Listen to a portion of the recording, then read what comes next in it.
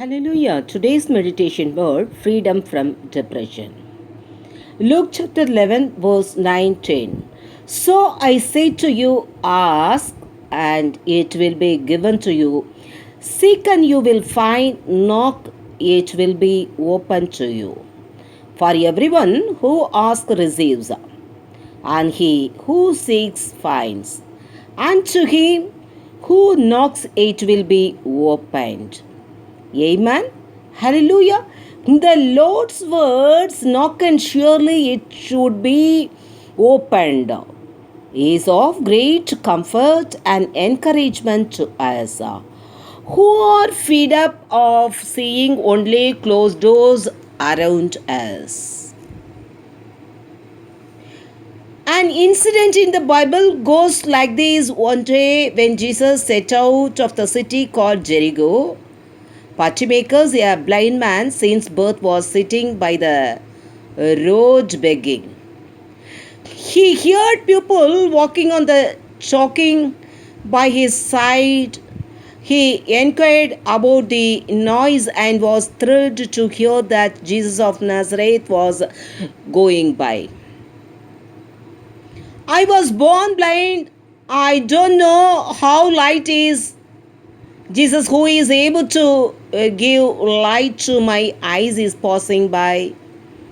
I shouldn't lose his chance.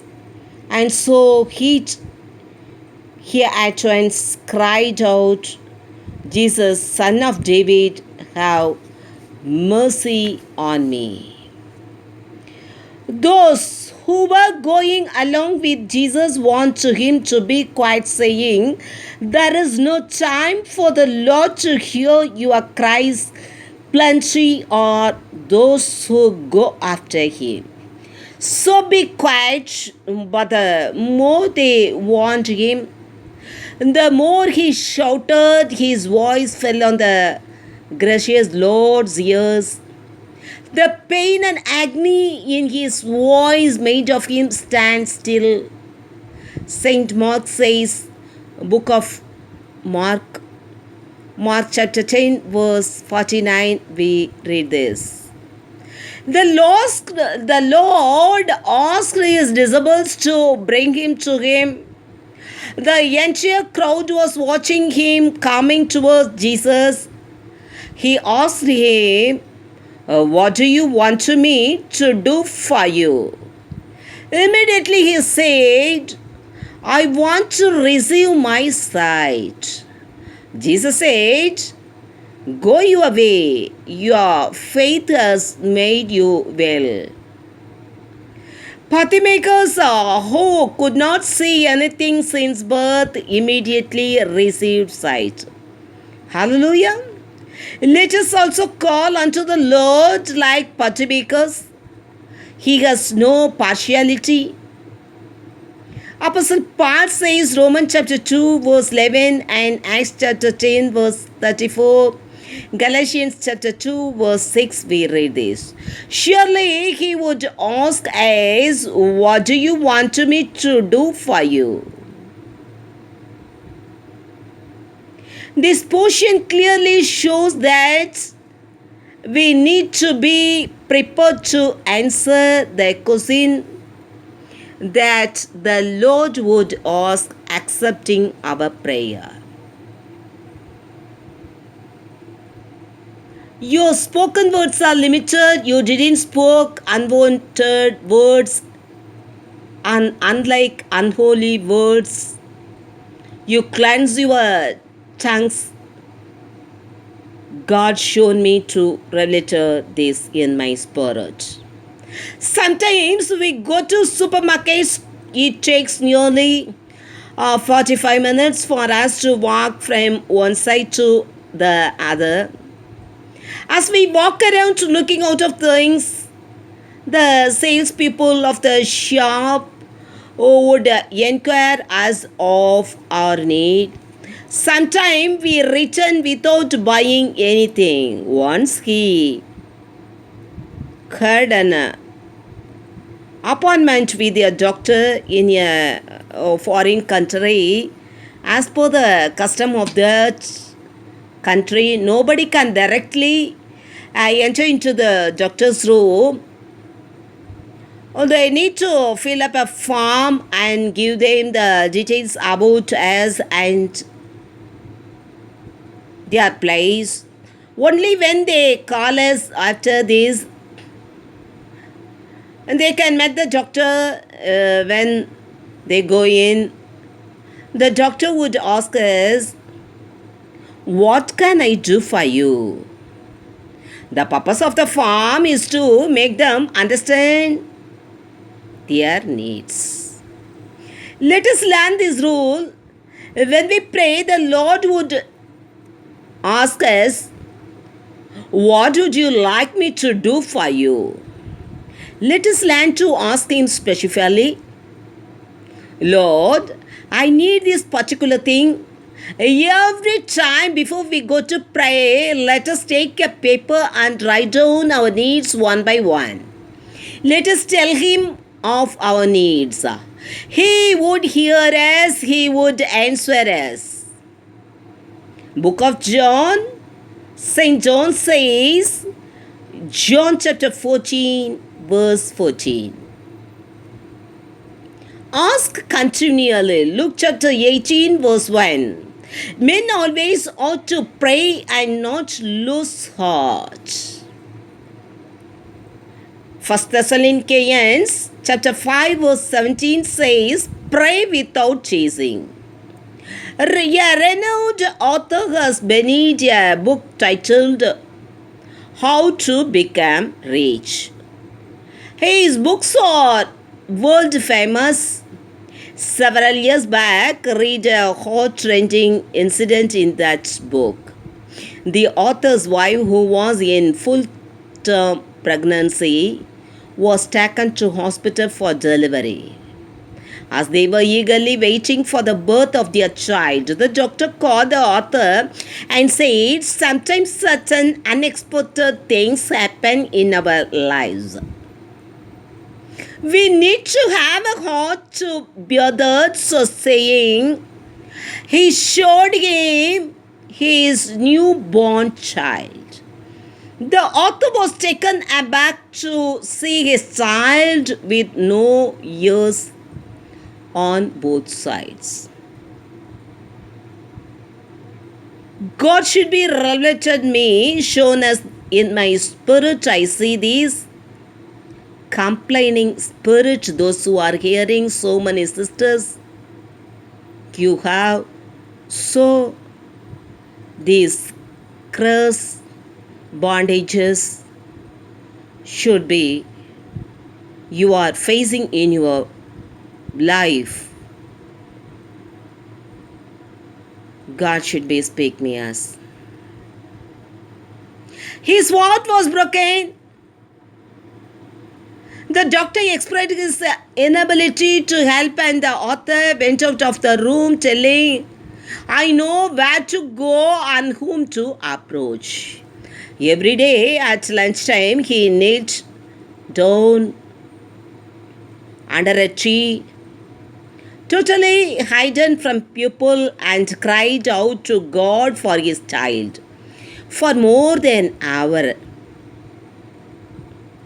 He did this not for 1 or 2 days, but for 9 years. He would have prayed, Lord, somehow open my child's ears. Let him hear. Suddenly one day they sensed that the child could hear. They ran to the doctor. A team of doctors tested the child and finally declared that we don't know what happened. He has no ears, but he is able to hear well. The Lord, who heard his 9-year-long prayers for a particular matter, would have asked him, what do you want me to do for you? He would have said, Lord, I am lamenting in your presence of his matter of the past 9 years. Please open my child's ears. The Lord accepted these pleas. Is there no peace in life? Is there in an infirmity in your physical body? Do not be troubled. Do not lose heart. Do not lose your faith. Do not be vexed, wondering how long you will be prayed and fasting. David says, Book of Psalm chapter 27, verse 14 says, Ask the Lord every day, surely He will hear your praise. He will meet your needs. Amen. Hallelujah. Today, are you waiting? God will definitely do a miracle. So don't worry. Ask with rights. For you did not receive the spirit of bondage, but you received the spirit of adoption, by whom we cry out, Abba, Father. Romans chapter 8, verse 15. We read this. And because you are saints, God has sent forth the spirit of His Son into our hearts, crying out, Abba, Father. Galatians chapter 4, verse 6, we read this. During prayer time, God would ask us, What do you want me to do for you? Let us be prepared to answer Him. Our gracious Lord to ask us, What do you want me to do for you? Also, He would give that what we ask. He is the God who pities us like a father. Psalm 103, verse 13 says this. He does not lie when he says, Ask and it shall be given to you. He said, so to make us truly happy, so ask him boldly. 1 John chapter 5, verse 14, we read this. Ask him specifically. Isn't this a big thing? Will the Lord do this? Don't be rejected by nosing such thoughts of unbelief. He will give you what do you ask. Nothing is impossible with Him. Jeremiah chapter 32, verse 27, we read this. He does great things past finding out. Yes, wonders without number. Job says, Job chapter 9, verse 10, He will change your frustration to joy. Let us pray. Loving Father, thank you for being one Father. Make my frustrated heart happy, those who are hearing and gathering to pray this prayer time. Father, give their all that they ask for you. My Father, millions of praises to you for granting their whatever they ask. The Bible says that when you were on this earth, you placed your hand upon all who came to all the sunset and blessed them. Keep your hands on their and grant what they ask by asking there. What would you want to do for you if you ask, O Lord? Give them back their husbands, wives, parents, brothers, sisters. Heal their sick and child. Give a child. Give her back to there. They have reached the last step of their life. Do a miracle for all those for whom they prayed. My Father, from today let their prosperity and riches enter their life. They take prosperity in your name, O my Lord Jesus.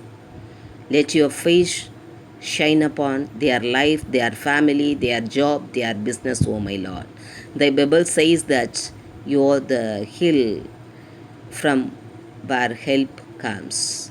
Yes, Holy Ghost, let us help, O Lord. Let help from all unexpected directions. They are alone or hearing. Thank you, Jen, for that, O my Lord. Thank you for listening to their prayer, for removing their frustration, and for fulfilling their wishes. Amen and amen. In the name of Jesus, I pray and declare. Amen. Hallelujah. God bless you. Your sorrow should be turned into joy. Amen. Hallelujah.